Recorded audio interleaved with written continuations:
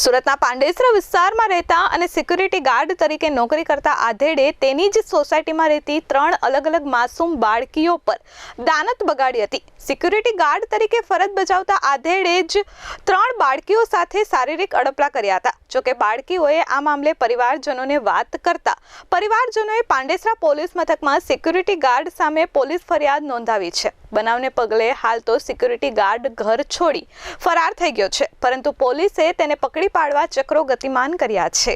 સુરતના પાંડેસરા વિસ્તારમાં વસવાટ કરતો 50 વર્ષીય વિજય ઇંગલે પાંડેસરા વિસ્તારમાં જ સિક્યુરિટી ગાર્ડ તરીકે ફરજ બજાવી પત્ની અને બાળકોનું ભરણપોષણ કરતો હતો।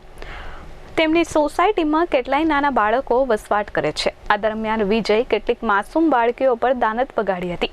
ગત 9 મેના રોજ બપોરે 12:30 કલાકના અરસામાં વિજય સોસાયટીમાં જ વસવાટ કરતી 8 વર્ષની માસૂમ બાળકી સાથે બદકામના ઈરાદે તેના કપડાં ઉતારી નાખી શારીરિક અડપલા કરી તેની લાજ લેવાની કોશિશ કરી હતી।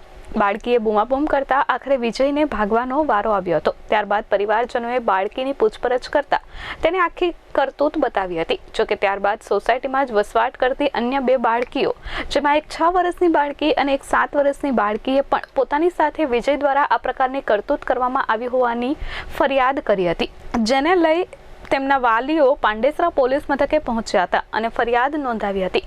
જોકે આ મામલો વિજય સુધી પહોંચી જતા તે ફરાર થઈ ગયો છે। હાલ પોલીસે તેને પકડી પાડવા ચક્રો ગતિમાન કર્યા છે।